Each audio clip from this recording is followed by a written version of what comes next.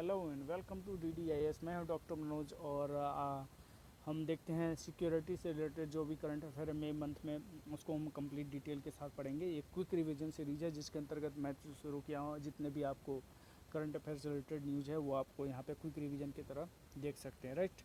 तो स्टार्ट करते हैं। जो पहला न्यूज़ है एरो इंडिया। एरो इंडिया की बात करें तो ये बाइनअनुअल मिलिट्री और सिविल एयर शो है जो 1996 से स्टार्ट हुआ था, राइट। इसका ऑर्गेनाइज कौन करता है? डिफेंस एग्जीबिशन और ऑर्गेनाइजेशन मिनिस्ट्री ऑफ डिफेंस के द्वारा किया जाता है। ये एक ऑटोनोमस बॉडी है जो 1981 में स्टार्ट हुआ था। ये प्रमोट करता है, एक्सपोर्ट करता है पोटेंशियल ऑफ इंडियन डिफेंस, जो कि इंडियनेस होता है उसके द्वारा ये किया जाता है, राइट।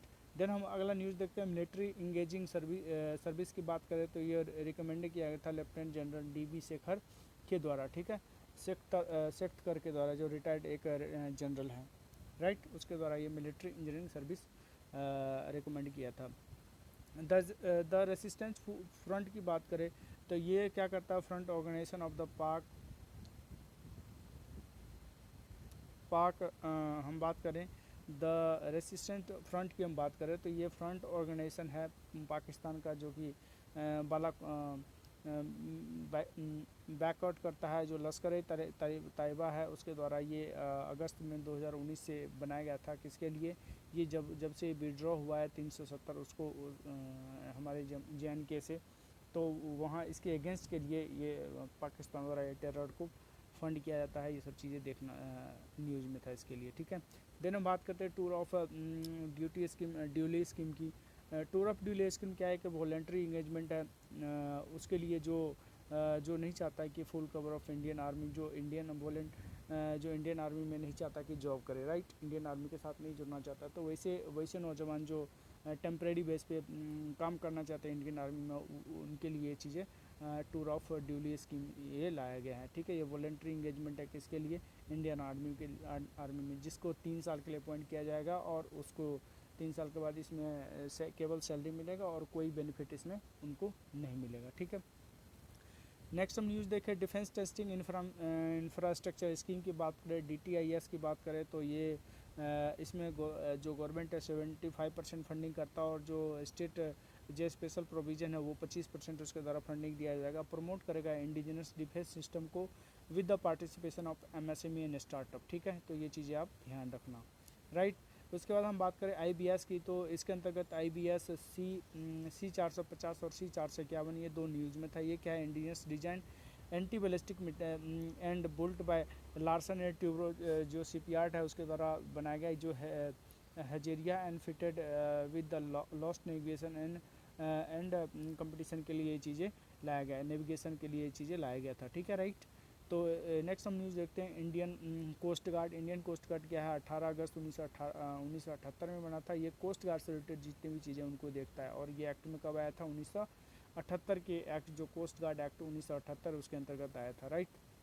सोनिक बम हाल ही न्यूज़ में था। सोनिक बम की बात करें, ये क्या होता है? ये अकर होता है जब कोई ऑब्जेक्ट ट्रेवल करता है कहाँ पे?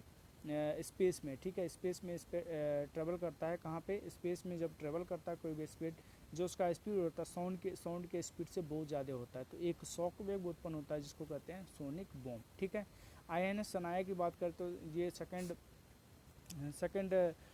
सरयू क्लास पेट्रोल के लिए वेसल्स है, जो इंडियन नेवी के द्वारा बनाया गया है, built by Goa shipyard limited के द्वारा। INS सनाया क्या है? गोवा शिफ्ट यार्ड के द्वारा बनाया गया, तो ये चीज़ें ध्यान रखना।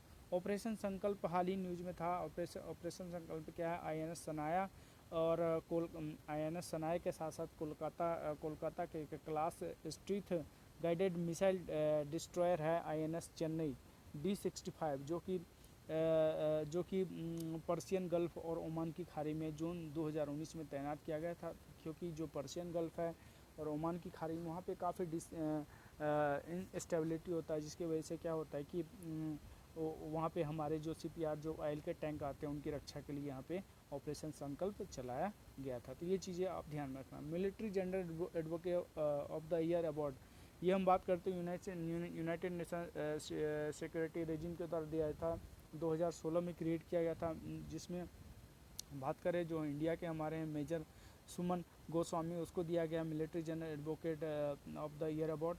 मेजर सुमन को दिया गया है, ठीक है। और जो दूसरा है कमांडर कार्लो मोंटेरियो डी कोस्टा आंजुओ, जो ब्राज़ील का है नेवल ऑफिसर है, उसको दिया गया। तो ये चीज़ें आप ध्यान रखना। United mission in south Sudan, United mission का साउथ सूडान में कौन कौन सी चीज़ें चल रही है।